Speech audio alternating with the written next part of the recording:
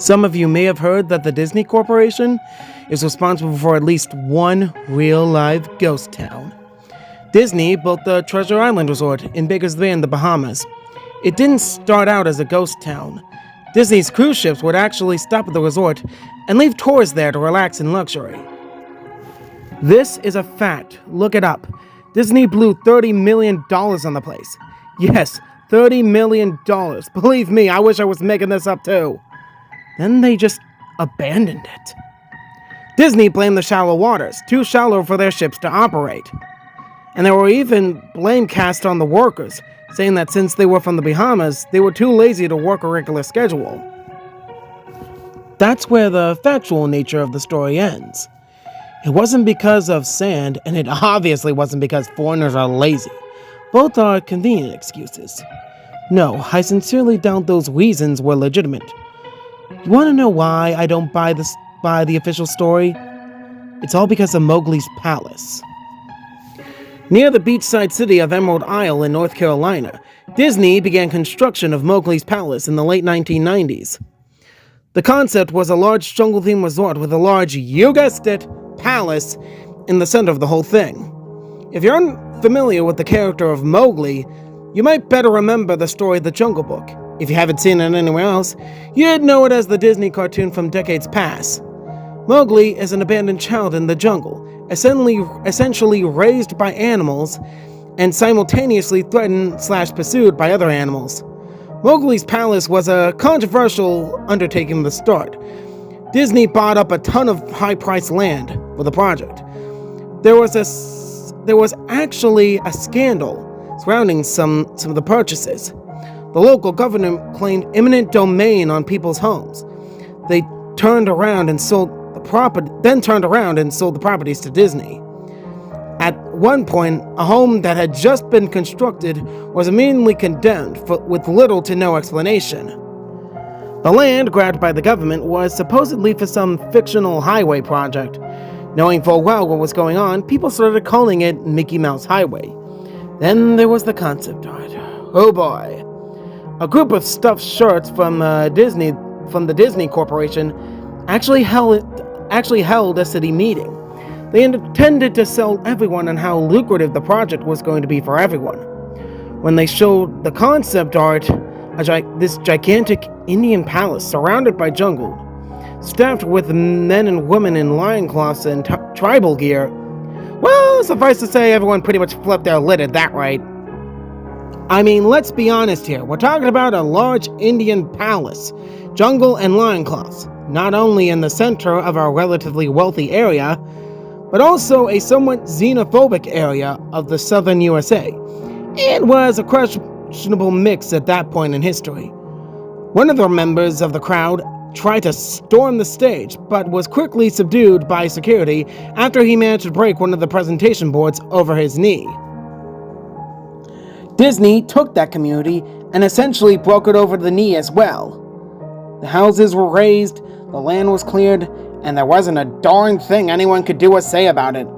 Local TV and newspapers were against the resort at the beginning, but some insane connection between Disney's media holdings and the local venues came into play, and their opinions flipped on a dime. So, anyway, Treasure Island, the Bahamas. Disney sunk those millions of dollars in and then split. The same thing happened with Mowgli's palace.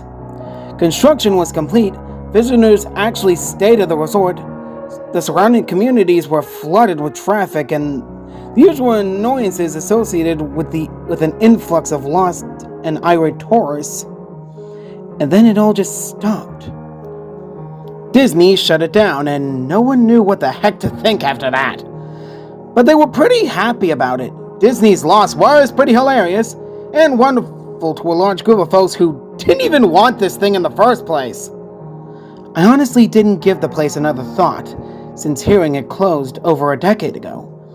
But I live maybe 4 hours from the Emerald Isle, so really I only heard the rumblings and didn't experience any of it firsthand. Then I read this article from someone who had explored the Treasure Island resort and posted a whole blog about all the crazy stuff he found there.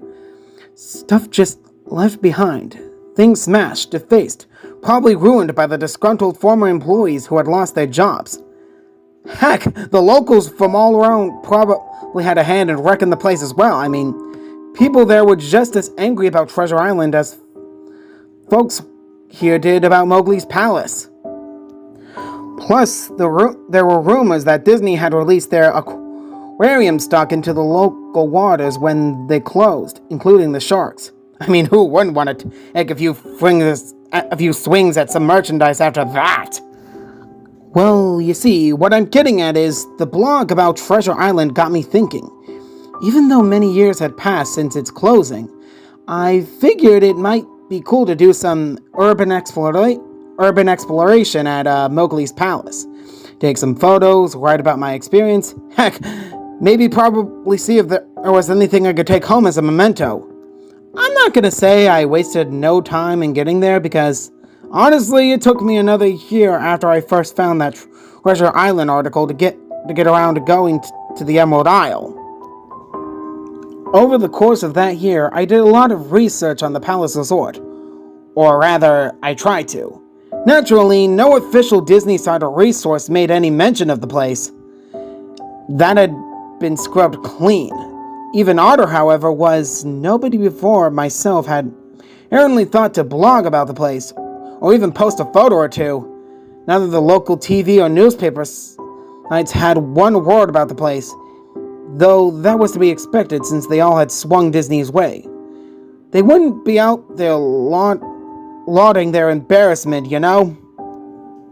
Recently, I had learned that corporations can actually ask Google, for example, to remove links from search results, basically for no good reason looking back.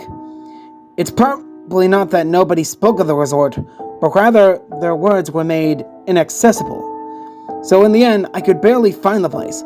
All I had to go was an old as heck map I received in the mail back in the 90s. It was a promotional item sent out to people who had recently been to Disney World. And I guess since I had been there in the late 80s, that was recent. I didn't really intend to hang on to it. It just got shoved in with my books and comics from my childhood.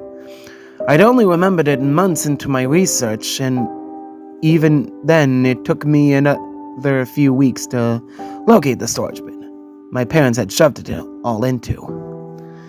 But I did find it. Locals were no help, as most were transplants who had moved to the beach in recent years. Or old residents who just sneered at me and made rude gestures the second I even managed to say, "Where can I find Mowgli's?" The drive took me through an inordinately long corridor of overgrowth. Tropical plants that had run rampant and overpopulated the area, mixed with the native species of flora that actually belonged there, and had tried to reclaim the land. I was in awe when I reached the front gates. The front gates of the resort. Tremendous, monolithic wooden gates, whose supports to either side looked like they must have been cut from the giant cicadas. The gates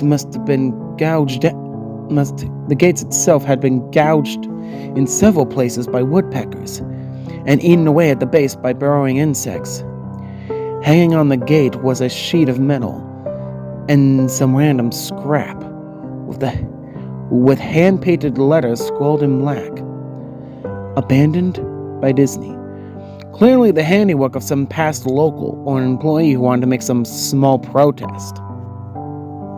The gates were open enough to walk through, but not drive, so grabbing my digital camera and the map whose flip side showed a layout of the resort, I set off on foot. The inner grounds of the place were just as overgrown as the entryway. Palm trees stood untended and ragged along piles of their own coconuts.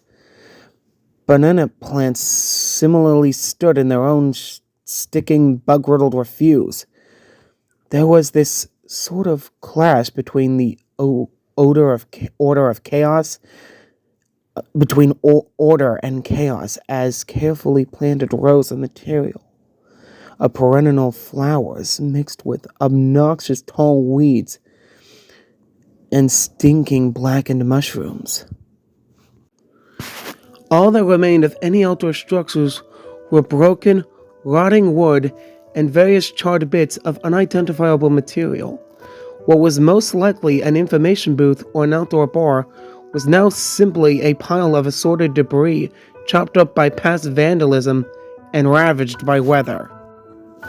The most interesting thing on the grounds was a statue of Baloo, the friendly bear from the Jungle Book, which stood in a sort of courtyard in front of the main building.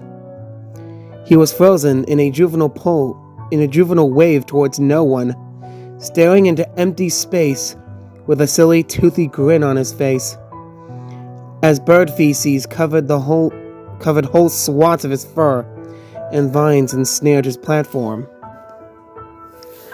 I approached the main building, the palace, only to find the outside of the building covered in graffiti where the original paint hadn't peeled and chipped away. The front doors weren't just open, they had been taken off their hinges and were stolen. Above the front doors, or the gaping maw where they had been, someone had once again painted "Abandoned by Disney." I wish I could tell you about all the awesome stuff I saw inside the palace. Forgotten statues, abandoned cash registers, a full-fledged secret society of homeless bums. But no. The inside of the building was so stark and so bare that I actually think people had stolen the molding off the walls. Anything that was too big to steal, counters, desks, giant fake trees, they were all resting amid this empty echo chamber that amplified my every step like a slow rat-a-tat of a machine gun. I checked the floor plan and headed to all the locations that might seem in any way interesting. The kitchen was, as you'd imagine, an industrial food prep area with all the appliances and space, no expenses spared. Every glass surface was broken, every door knocked off its hinges, every metal surface kicked and dented. The entire place smelled like very old urine. The huge freezer, not even remotely cool now, had row upon row of empty shelf space. Hooks hung from the ceiling, probably for hanging cuts of meat. And as I stood inside for a moment, I noticed that they were swinging. Each hook swung in a random direction, but their movements were so slow and so small that it was almost impossible to see. I figured it had been caused by my footsteps, so I stopped one from swinging by clutching it with my fists, then carefully letting go. But within seconds, it started to swing once more. The bathrooms were in much the same state as the rest of the place. Just like the Treasure Island resort, someone had methodically smashed each porcelain commode with coconuts and other implements. There was about a half inch of rancid, stinking, stagnant water on the floor, so I didn't stay there very long. What's odd is that the toilets and sinks and the bidets in the ladies' room, yes, I went there, don't judge me, all dripped and leaked or just ran freely. It seemed to me that they should have shut the water off a long time ago. There were plenty of rooms in the resort, but naturally I didn't have time to look through them all. The few I did peer into were similarly wrecked, and I didn't expect to find anything in there. I thought there was actually a television or a radio in one room, as I really think I heard a quiet conversation coming out. Though it was like a whisper, probably my own breathing echoing in the silence, or just another case of the sound of flowing water playing tricks on my mind.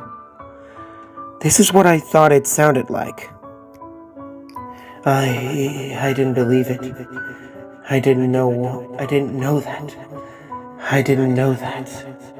Your father told you. I know. That sounds ridiculous. I'm just telling you what I experienced, or I thought there might have been something running in that room, or worse, some vagrants who who had holed up there and probably could have knifed me. At the front doors of the palace again, I figured I hadn't found anything of note and had wasted my trip up. As I looked out the door, I noticed something interesting in the courtyard that I had apparently missed. Something that would give me at least one thing to show for all my trouble, even if it was just a photograph.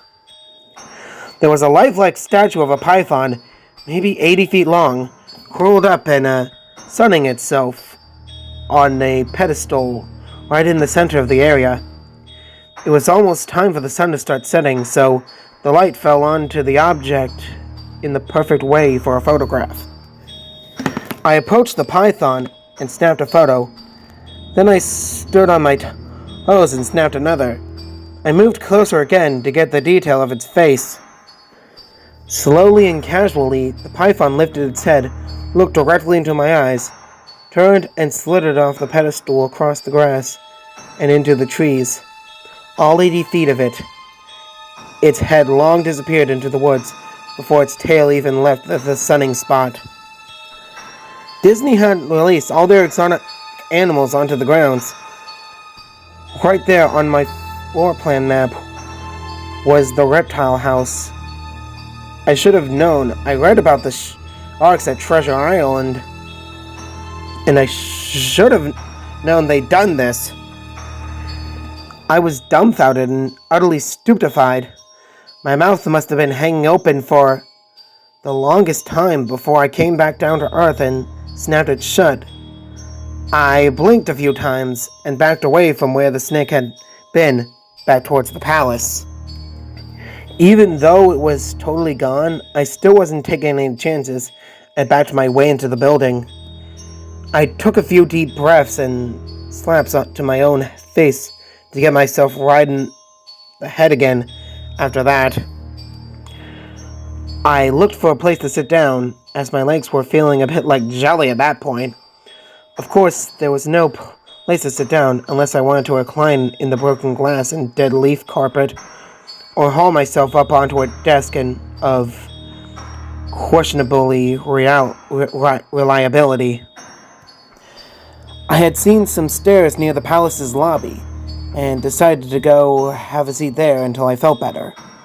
The staircase was far enough away from the front of the building to be relatively clean, save for a startling accumulation of dust.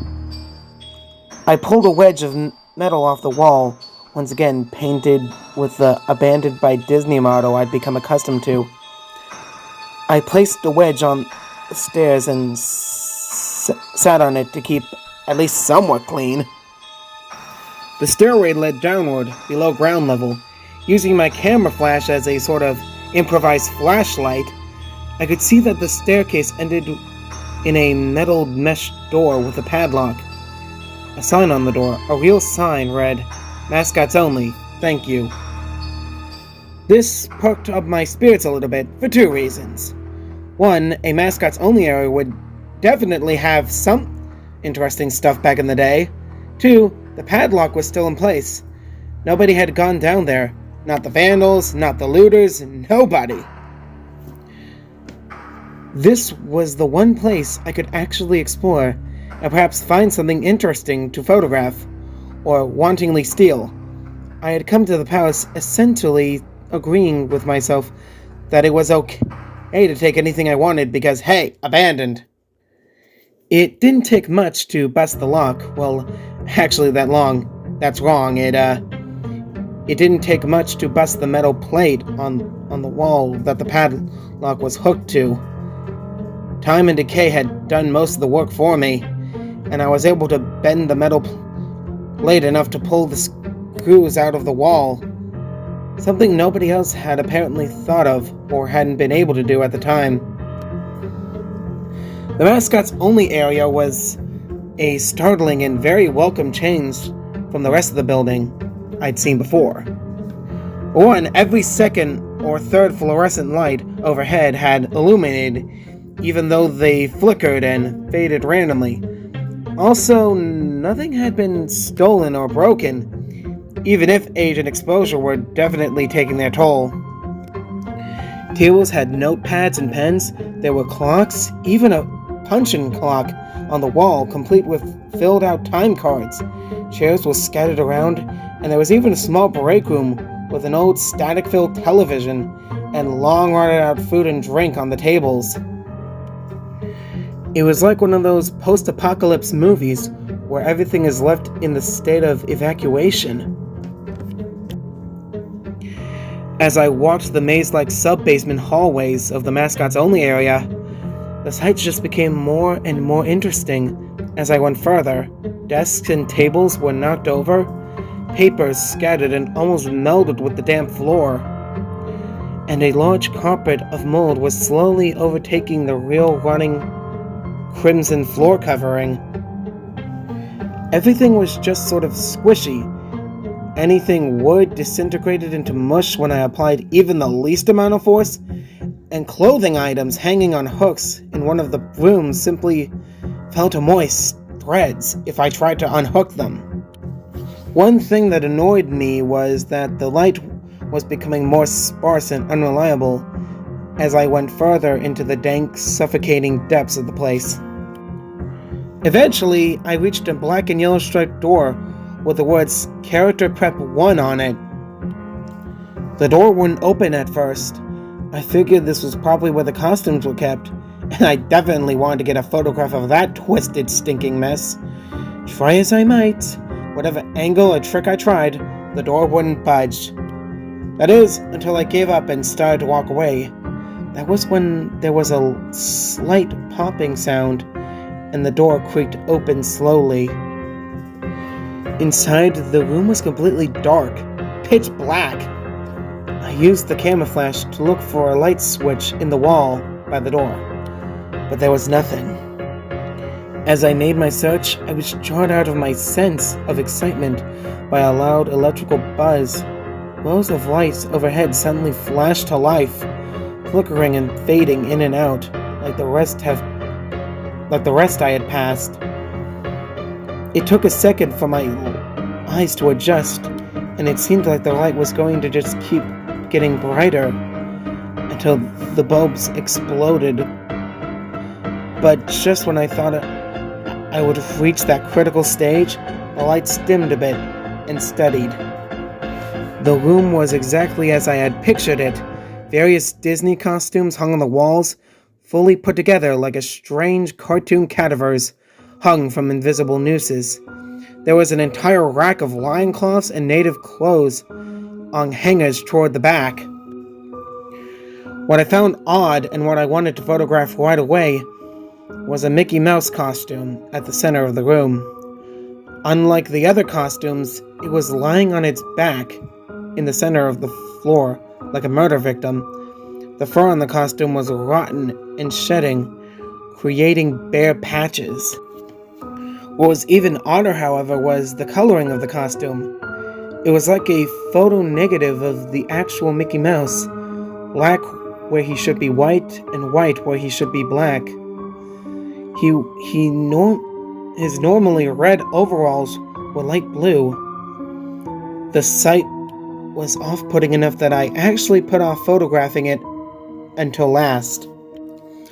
I took a picture of the costumes hanging on the walls. Upward angles, downward angles, side shots to show an entire row of frozen, putrid cartoon faces, some with plastic eyes missing. Then I decided to stage a shot, just one of the bed-ragged character heads on the slick, grimy floor. I reached for the headpiece of a Donald Duck costume and carefully removed it so the thing wouldn't fall apart in my hands. As I looked into the face of the wide-eyed, moldering head, a loud clattering sound made me jump with fright. I looked down at my feet, and there, in between my shoes, was a human skull. It had fallen out of the mascot head and shattered into pieces at my feet. Only the empty face of the lower jaw remained staring up at me. I dropped the Donald Duck head immediately, as you would expect, and moved for the door. As I stood in the doorway, I looked back at the skull on the floor. I had to take a picture of it, you know? I had to, for any number of reasons that may seem silly. But only if you think it through.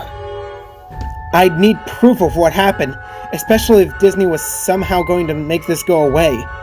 I had no doubt in my mind, right from the start, that even if it was just gross negligence, Disney was responsible for this. That's when the photo negative opposite Mickey in the middle of the floor started to get up.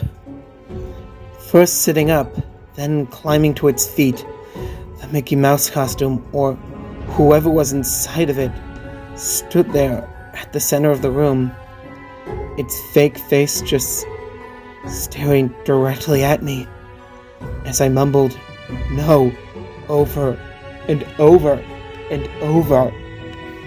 With shaking hands, a violently thrashing heart, and legs that had once again turned to jelly, I managed to lift the camera and aim it at the opposite creature, now quietly sizing me up. The digital camera's screen displayed only dead pixels in the shape of the thing. It was a perfect silhouette of the Mickey costume. As the camera moved in my unsteadied hand, the dead pixels spread, mirroring the screen wherever Mickey's outline moved to. Then the camera died, went blank, quiet, and broken.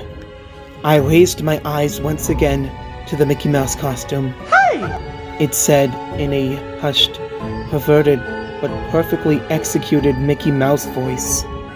"Want to see my head come off?"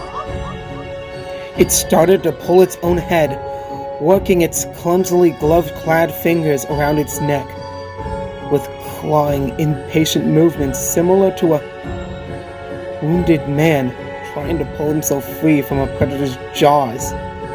As it worked its digits into its neck, so much blood, so much thick, clunky yellow blood. I turned away as I heard a sickening tearing of cloth and flesh. I only cared about getting away above the doorway and out of this room. I saw the final message, clawed into the metal with either bone or fingernails. Abandoned by God. I never got the pictures out of the camera. I never wrote the blog entry about the place. After I ran from that place, fled from my sanity, if not my very life, I knew why Disney didn't want anyone to know about this place. They didn't want anyone like me getting in. They didn't want anything like that getting out.